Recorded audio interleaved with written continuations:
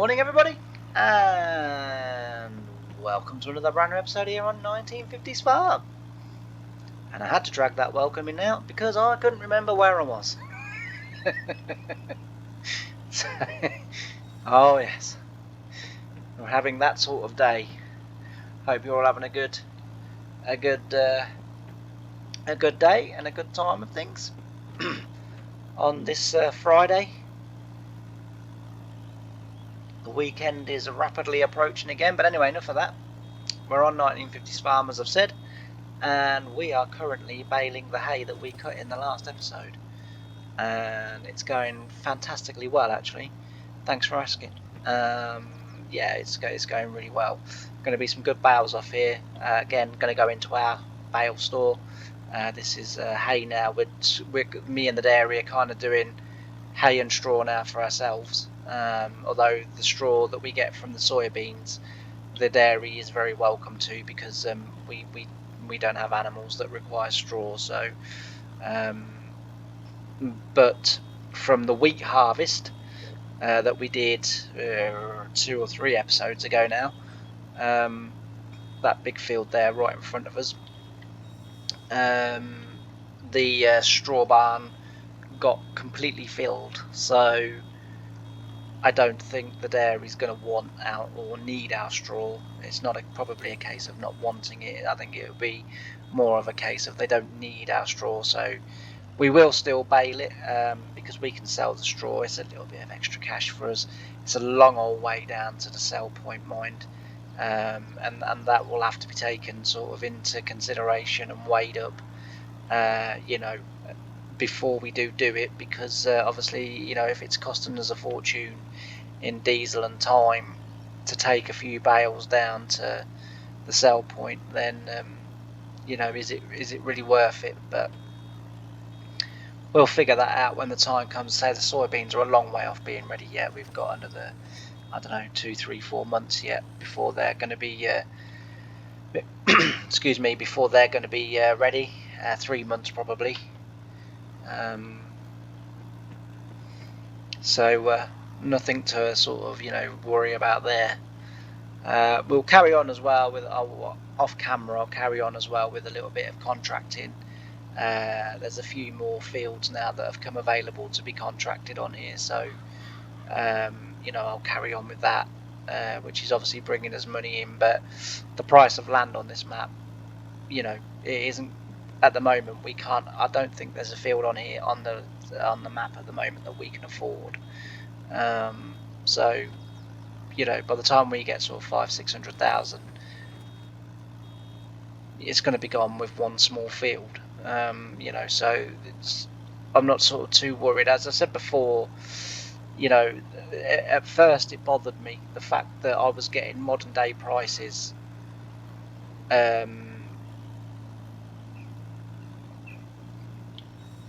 which was far more than what Harry would have been getting for his crops. But when I started to sort of think about the price of land on this particular map, the price of build, so we're getting modern day money, but we're paying modern day prices because, and I always say this about nearly everything, everything's relative. So yes, we're getting more money, but everything's more expensive.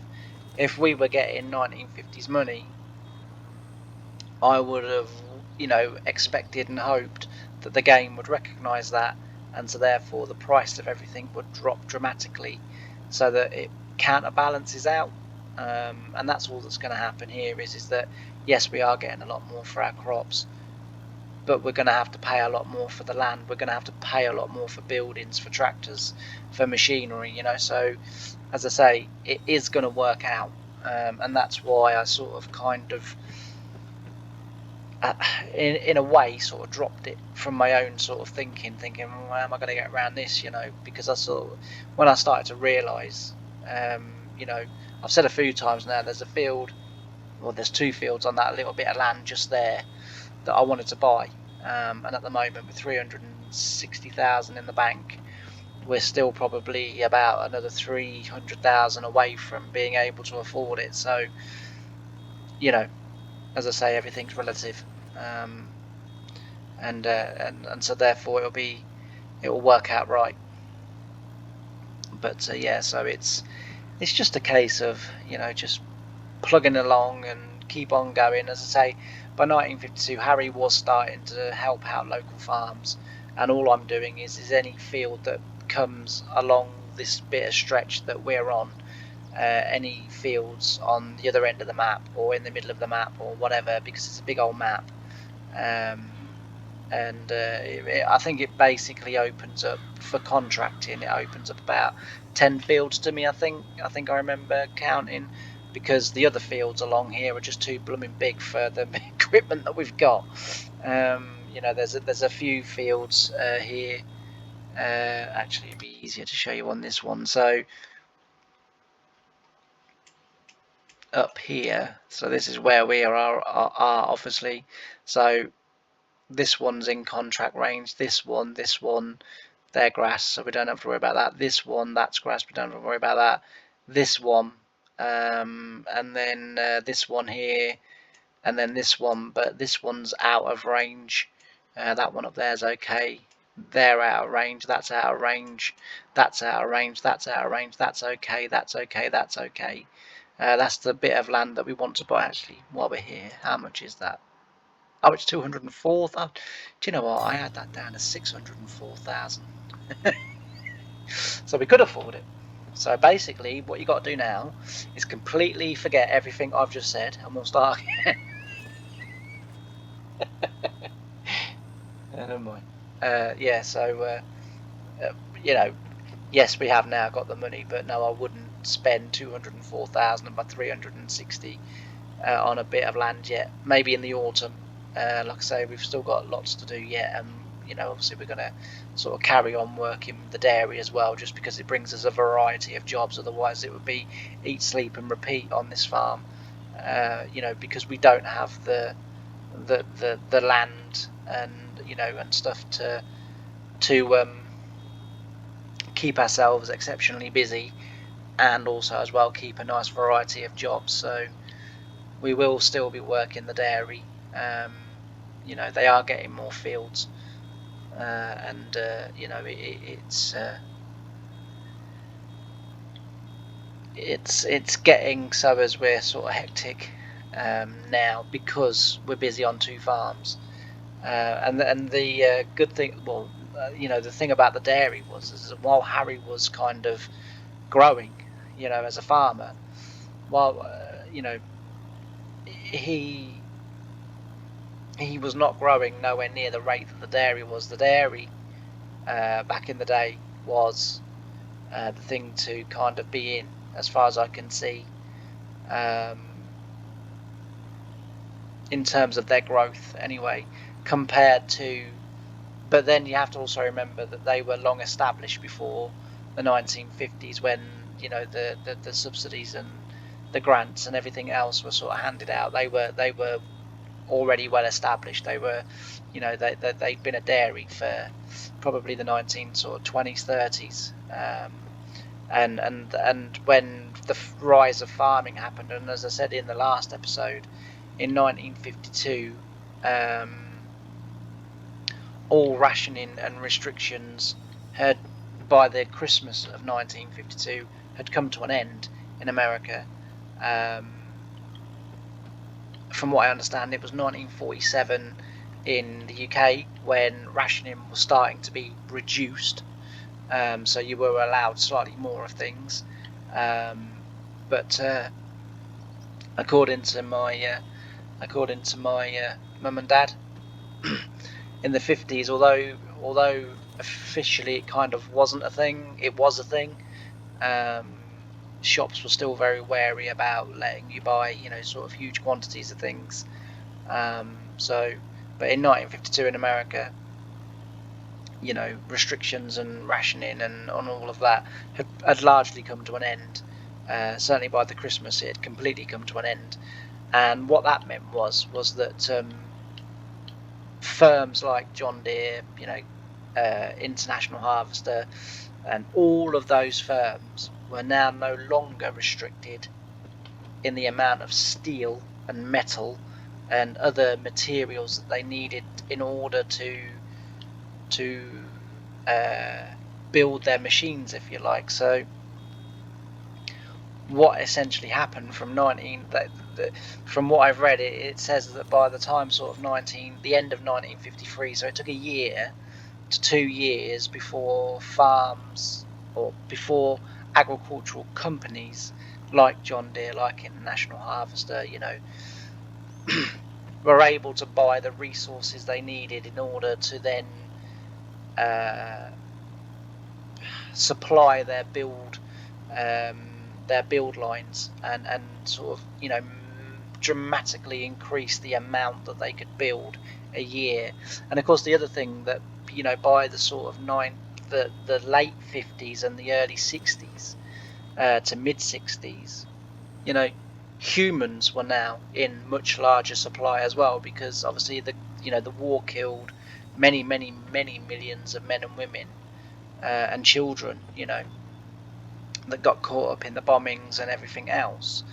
And of course, what happened was that that took sort of 10-15 years to replenish, and not fully replenish, but certainly start to add significant numbers back to the populations of not only America but the UK and the rest of Europe, including Germany, of course. I mean,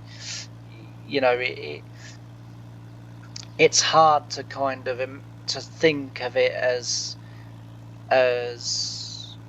you know sort of Germany gets forgotten about when you're sort of talking about like the loss of men, the loss of resources, the rationing. But all that was happening in Germany as well. And what we mustn't forget is that there was many millions of ordinary everyday people in Germany that probably didn't want the war, that didn't want any of that conflict, and they were suffering too. But I sometimes sort of think that history kind of, I don't know, it continually makes them out to be the bad guys, and we kind of forget about the ordinary people in Germany, and it needs to be remembered that Germany, not only like the rest of the world, was suffering also, in terms of food supplies and humans and stuff like that. And yeah, I think sometimes it needs to be remembered. We weren't the only ones going through a hard time. But yeah, so ooh, hey up, why are we doing that?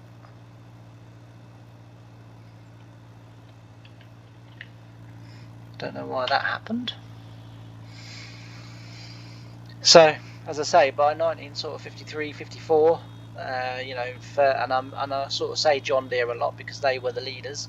Those and Massey Harris, who were then starting to merge into Massey Ferguson.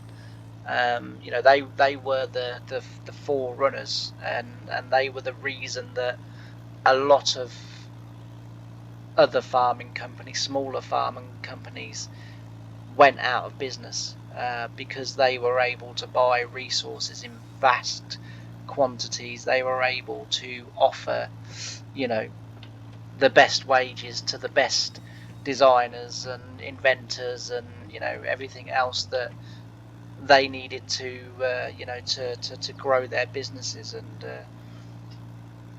And so John Deere rapidly increased their productions. Many tractors started hitting the assembly lines all at once, and the thing was, they now had the resources, they now had the capabilities of fulfilling those huge orders that they were getting for their machinery.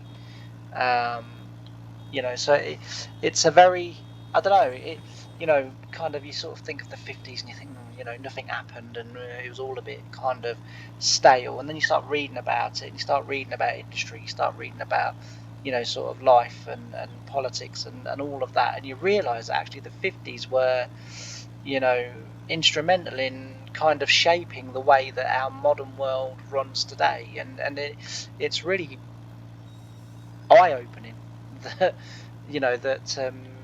the 50s had a massive influence, in terms of, it's like, kind of like, so I'm really into history, the Victorians, and the fact that they had a massive influence, and and were instrumental in shaping, not only our furniture but also our pottery and stuff like that. And then you move into, sort of the 50s and the 60s, and the way that farming was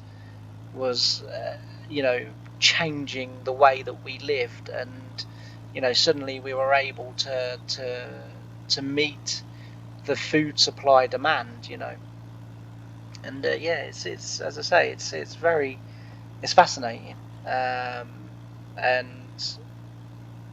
I would, sort of like to dedicate a little bit more time to it, but I just, you know what it's like. You have a little boy, and you have sort of kind of YouTube videos to do, and you have life to kind of live and run, and everything else, and it's just sort of trying to find the time to do it. But yeah, certainly I'll be looking a lot more into it, because as I say, it's for me, it's absolutely fascinating in the way sort of things were, and starting to shape up and starting to shape the way that the modern world is. Like I said, 1950s, 1960s, we were able to comfortably meet the food demands of the world. Today we are so far behind, it is unreal. You know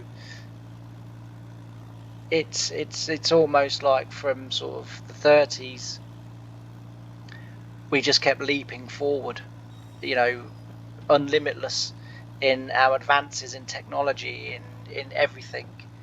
And by the 2000s, 2010s, you know life, technology's moved on massively, but life hasn't really moved. Our quality of life has deteriorated beyond any sort of real comprehension in the last sort of 10 or 15 years. Whilst the rich get richer, the technology gets better, but everybody else's living standards have fallen, unbelievably. But and these things seem to go full circle. You look through the history, of the world, and it's a bit like, like the ice caps melting and stuff like that, and because I'm interested in all of that as well, and you actually look at it, and in the early in the mid to late 1800s, and the early 1900s, the ice caps were melting unbelievably. I mean, you only have to go back 1,000 years that the ice caps had melted enough to flood the land between Great Yarmouth and Holland. So before the North Sea was there, which is basically glaciers that melted in, I think it was in Norway, and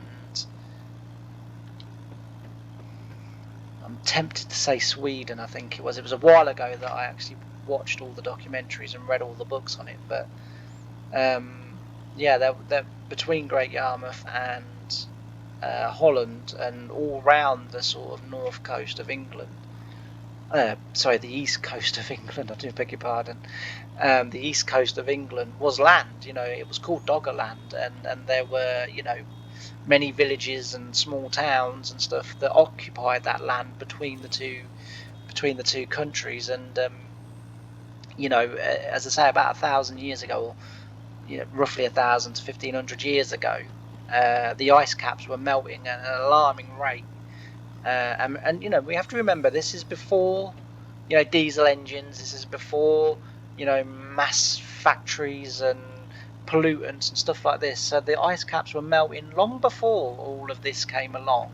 Don't get me wrong, it doesn't help, and I'm not saying it does, and I'm not saying it's not a cause of accelerating that even faster. But my point is that they've always been melting. And yeah, as I say, they melted significantly. That there was, if you like, an avalanche of ice and water that came down from the north, and absolutely flooded, from Scotland all the way down the east coast of England, all the way around to the English Channel. And it's fascinating to think. I watched that documentary, and then a day or two later I went to Great Yarmouth and sort of stood looking out to sea, thinking, that was land once.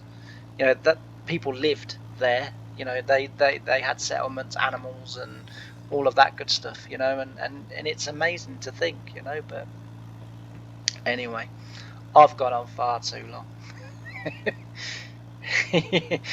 I can just see everybody at home now going, "Oh, is he finished yet?" So what I'm going to do is I'm going to do a little bit of time lapse. We'll get this finished baled.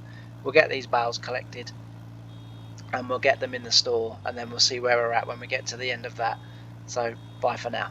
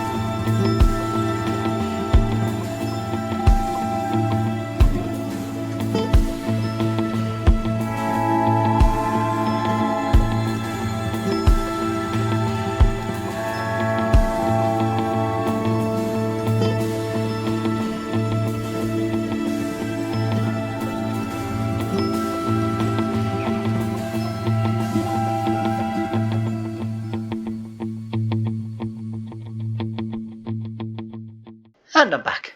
So, I think that's where we're going to leave it for today. We've done the bales. One thing I have decided while I was doing that is I might move. What I might do is I'll either. Let's just have a look.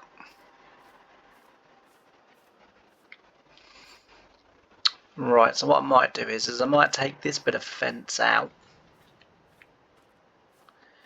and this bit of fence out, keep the gate and this fence in, and it'll make it much easier for getting in there, because that is a blooming sharp turn, that is. Don't get me wrong, I've negotiated it today fairly well, but yeah, that does catch out. But yeah, as I say, we'll leave it here for today, because as I say, we've got all that done. Next episode, what we'll do is we will come in and we will roll this and get this ready and fertilised.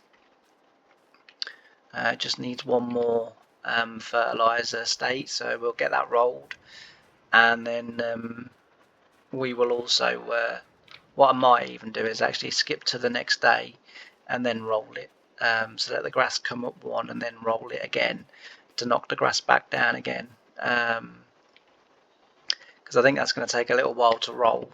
The other thing I as well noticed today that I would like to do is I'd like to get the front of the house finished, and I'd also like to get a lawnmower to keep the grass cut and sort of, just tidy this up a little bit.